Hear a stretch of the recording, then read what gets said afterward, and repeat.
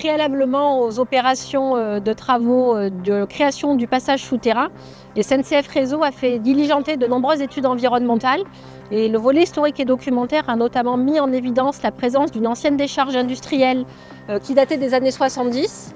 Les investigations des sols qui ont été réalisées suite à cette découverte ont montré que cette décharge était composée de nombreux déchets qui nécessitent des opérations de travaux de dépollution dans des conditions spécifiques sous le contrôle d'un maître d'œuvre dédié qui est la société Antea Group. Antea Group apporte une double compétence sur le volet cité sol pollué et sur le volet amiante.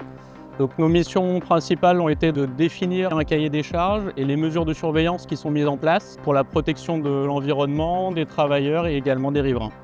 En termes de surveillance, on utilise différents types de balises qui mesurent les composés volatiles, les particules fines. On est sur un traitement hors site en filière spécialisée. La méthode elle est simple, on excave les matériaux qu'on transfère sur une aire de stockage tampon. Les matériaux sont ensuite repris et chargés dans un camion benne équipé body ben. Une fois le camion chargé, une équipe spécialisée ferme le body ben, décontamine le camion sur une aire de lavage, ce qui permet l'évacuation hors site des matériaux en filière.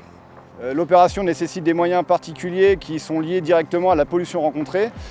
Donc tous les engins sont pressurisés, les équipes au sol sont équipées d'EPI spécifiques qu'ils portent en permanence.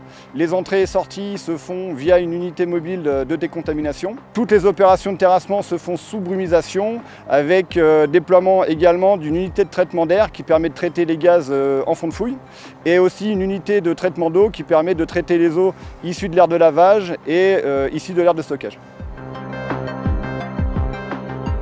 Donc, le chantier se passe conformément aux attentes, que ce soit d'un point de vue planning ou d'un point de vue des résultats de la surveillance environnementale.